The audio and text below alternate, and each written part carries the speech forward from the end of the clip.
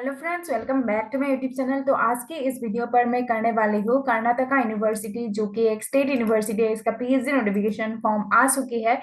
और आप लोगों को बता देती हूँ, इसके पहले भी मैं बहुत सारे यूनिवर्सिटीज के पीएचडी एडमिशन के नोटिफिकेशन का वीडियो करवा चुकी हूँ। मेरे प्लेलिस्ट पर जाकर आप लोग देख सकते हो, आप लोग अगर पीएचडी एस्पायरेंट्स हो।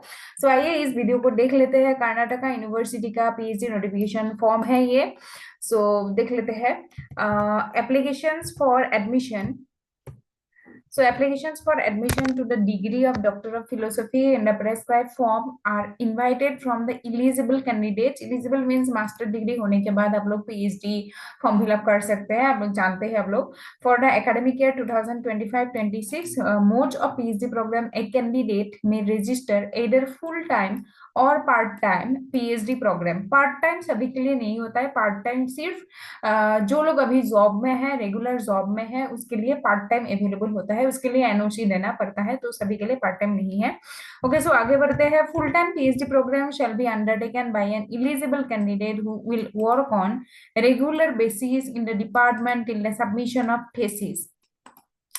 And the part-time program, PhD program, shall be undertaken by in-service regular full-time service, जिन लोगों का regular full-time job होता है, और professional candidate जो होता है उसके लिए part-time हो जाएगा। The part-time PhD candidate who are employed on full-time basis in which he or she has reported has to submit NOC देना पड़ेगा from the head of the institution or organization, service certificate issued by the employer and letter of undertaking by the candidate at the time of provisional registration for PhD.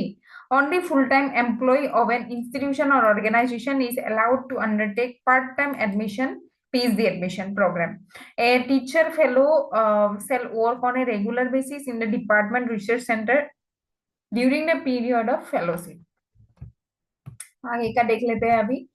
So, बताया जा सके, a candidate shall submit duly filled in application form along with necessary documents to the chairperson of the concerned PG department on or before 14 अगस्त से पहले आप लोगों को form fill up करना पड़ेगा। ठीक है, डेट याद रख लीजिएगा जिन लोगों का करना सार है। सो एलिजिबिलिटी देख लेते हैं। एडमिशन के लिए any candidate who has obtain a post graduate degree from a recognised university including foreign university, foreign candidates and sponsored candidates securing minimum 55% mark minimum है and 5% relaxation है any reservation categories के लिए।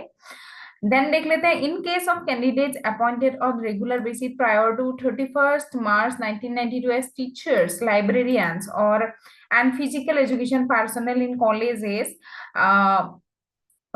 colleges and university departments, the minimum marks shall be 50% और 45% for reservation categories के लिए। ये जो लोग अभी जॉब में है 1992 से प्रायर टीचर, ठीक है, उसके लिए है। ये सभी के लिए नहीं है, आप लोगों के लिए ये नहीं है। If the results of master degree are declared in the form of grades, credit, cumulative points in their mark cards, transcripts, such grades points shall be converted into percentage to assess the। सो आप लोगों का university का rule होगा, जहां से आप लोग masters कर चुके हैं वहां पे आप लोगों को कैसे ग्रेड पॉइंट को परसेंटेज में कन्वर्ट करना होगा। आप लोगों के प्रोफेसर से आप लोग बात कीजिएगा उसके बारे में। सो परसेंटेज के कन्वर्ट करके यहाँ पे देना पड़ेगा। assess the minimum eligibility criteria as per the grade point norm specified by the respective qualifying examination mark statement। So entrance test होगा। यहाँ पे बताया जा चुका है, all the applicants possessing the eligibility at their PG degree as specified in regulation 1 and 2 पहले पढ़ चुके आए हैं हम लोग। आप लोग वीडियो को पॉज करके पहले जाके देख सकते हो। shall appear for entrance test, however सच लोगों को नहीं देना पड़ सकता है। वो है government sponsored foreign candidates, candidates who have cleared UGC, CSR, NEET, JRF या फिर SLET Karnataka, GATE, GRE, MPhil, so shall be exempted from entrance test. ठीक है, candidates who have cleared UGC, CSR, NEET, JRF, SLET Karnataka only. ठीक है, other state का slate यहाँ पे applicable नहीं होगा। And MPhil admitted through an entrance test willing to appear for the entrance test shall apply separately by paying prescribed fee। सो यहाँ पे बताया जा सके मार्क्स होगा एंट्रेंस टेस्ट का minimum 100 marks, maximum marks 100 marks होगा। Okay, nature of question multiple choice question आएगा। syllabus for entrance test, research methodology, and core subjects of the PG department conducting entrance test. ठीक है, तो half portion हो जाएगा research methodology, जैसे कि यहाँ पे बताया जा चुका है 100 क्वेश्चन आएगा, etch carrying 1 mark, and 50% question shall be from research methodology and 50% हो जाएगा सब्जेक्ट स्पेसिफिक क्वेश्चन। ठीक है, the 50 questions on research methodology shall consist of data interpretation से क्वेश्चन आएगा, लैंग्वेज कॉम्प्रिहेंशन से क्वेश्चन आएगा, टेस्ट ऑफ रीजनिंग से question आ सकता है। The other 50 question shall be based on current PG syllabus, और आप लोगों का जो भी डिपार्टमेंट है जिन सब्जेक्ट से आप लोग अप्लाई करना चाह रहे हो उसका आएगा। ड्यूरेशन ऑफ एंट्रेंस एग्जाम होगा 120 minutes. Venue of entrance test होगा exam section doctor R C. Hiremath institute of Kannada studies, ठीक है, K U Dharwad. Preparation of merit list के बारे में बताया जा चुका है यहाँ पे। The government sponsored foreign candidates who have cleared UGC, CSIR, NEET, JRF, GATE, GRE, NEET, SLET Karnataka, MPhil admitted through an entrance test shall be placed first in the consolidated merit list. Okay, उन लोगों को first preference दिया जाएगा on their percentage of marks secured by them at there qualifying PG examination.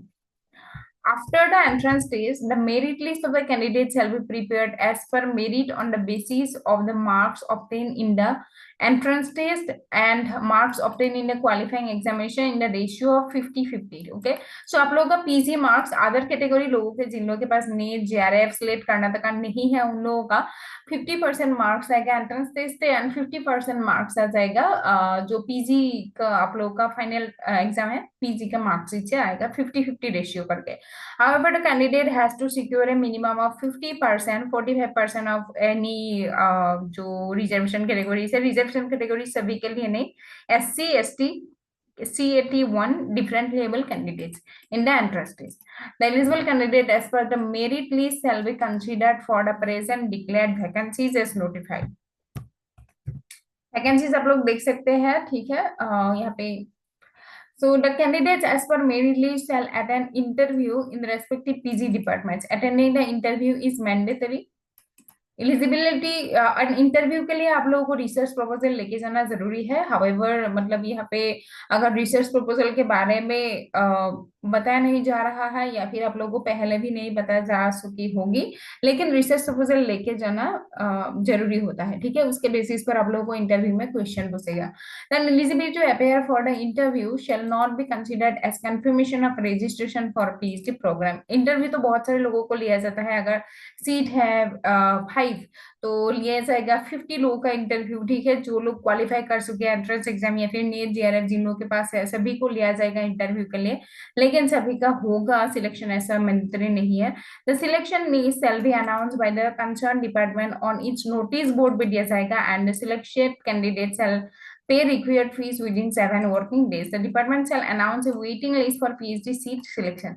So एक बात याद रख लीजिए कि जो भी अपडेशन होगा इसके बाद वैकेंसीज के बारे में, ठीक है, सेकंड मेरिट लिस्ट के बारे में, सो वो सब कुछ वेबसाइट पर दिया जाएगा, तो वेबसाइट जरूर विजिट करके रहिए रेगुलरली।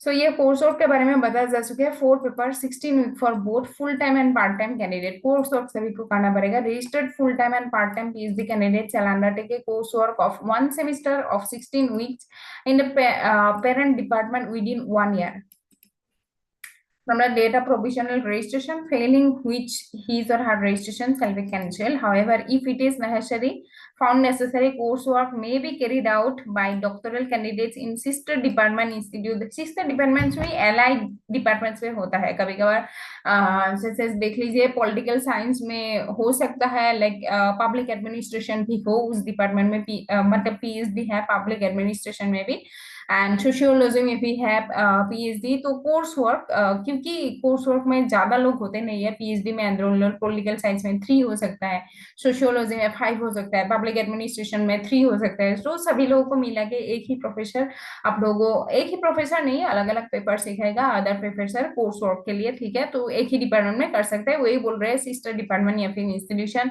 या फिर research centre recognise by the university for which due credit shall be given to such candidate, and coursework is mandatory.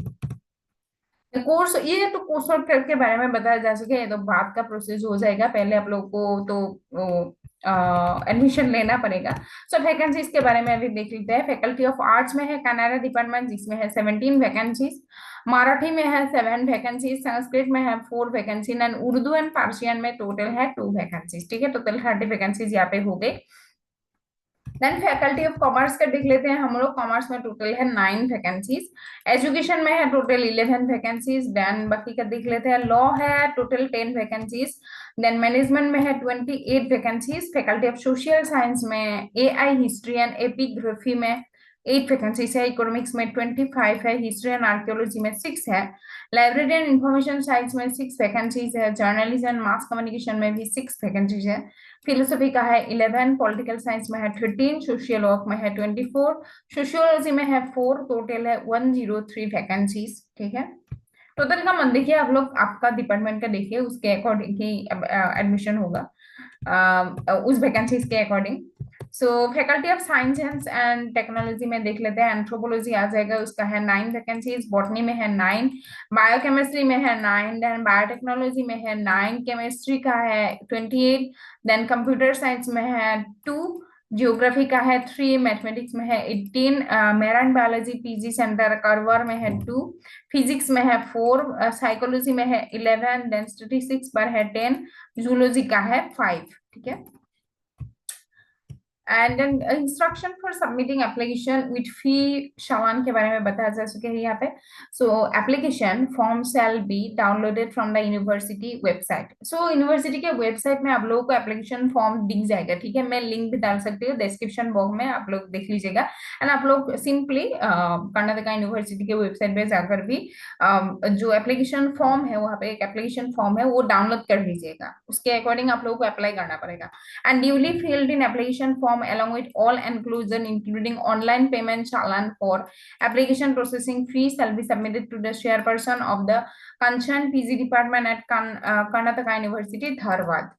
The fee details are as under: application fee होगा 2420 and 1210 होगा SC/ST full time candidates के लिए, and foreign students के लिए होगा 4840 Indian rupees. ठीक है, students are here by inform to pay the fees through online in SBI collect. SBI collect university के वेबसाइट में होगा, नहीं, एसबीआई कलेक्ट में जाइएगा आप लोग वेबसाइट पे। ठीक है, एसबीआई कलेक्ट के वेबसाइट पे जाकर कर्नाटका यूनिवर्सिटी चूज कीजिएगा, ऐसे आप लोगों को पेमेंट करना पड़ेगा।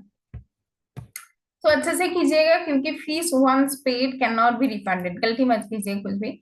सो कास्ट सर्टिफिकेट फीस एग्जामिशन, इस पे बताया जा सके, कास्ट सर्टिफिकेट को आप लोगों को देना पड़ेगा। ठीक है, एंड ईडब्ल्यूएस सर्टिफिकेट भी आ जाएगा बिलो 2.5 लाख के बताया जा सके, देख लीजिएगा ये।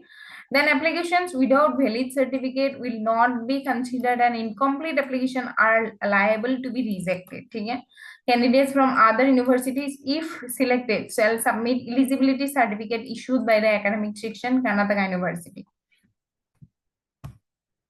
सो इम्पोर्टेंट डेट्स देख लेते हैं, कैलेंडर ऑफ इवेंट्स। यहाँ पे इशू ऑफ एप्लीकेशन फॉर्म 18 जुलाई को करा जा चुके हैं, फ्राइडे को, यानी कि last date for receive of application होगा 14 अगस्त, यानी कि थर्सडे है उस दिन। डेट ऑफ एंट्रेंस टेस्ट होगा 12 सितंबर में होगा। ठीक है, सितंबर में हो जाएगा entrance test. So announcement of the list of qualified candidates होगा 19 सितंबर में। डेट ऑफ इंटरव्यू हो जाएगा 24 सितंबर में। Then meeting of doctoral committee of all committees बैठेगा 3-10 अक्टूबर में हो जाएगा, अक्टूबर के अंदर अंदर। Then last date for admission within 7 days for the date of announcement of selection list. उसके बाद अक्टूबर में मोस्ट प्रोबेबली आप लोगों का अनाउंसमेंट ऑफ सिलेक्शन लिस्ट आ जाएगा। The 8 point लिख लेता है, the selected candidates who fail to take admission within 7 days, the waiting listed candidates shall be considered after that. Further, waitlisted candidates shall pay fees within 7 days from the date of announcement of wait list. ठीक है, so 7 days के अंदर अंदर आप लोगों को admission लेना पड़ेगा, जल्दी से देख लीजिएगा आप लोग। In case the last date is declared as holiday, the next working day will be last date. Okay.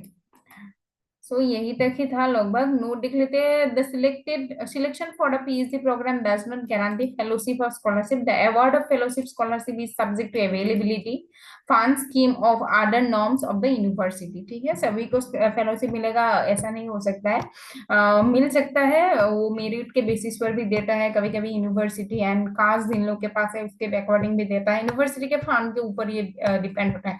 सो यही तक था गाइस आज के video, and thank you for watching. आप लोग अदर वीडियोस भी देख सकते हैं। मेरा बहुत सारे यूनिवर्सिटीज का मैं करवा चुकी हूँ, सेंट्रल हो, स्टेट यूनिवर्सिटी हो, प्राइवेट यूनिवर्सिटी हो, रिसर्च इंस्टीट्यूट हो। And bye bye.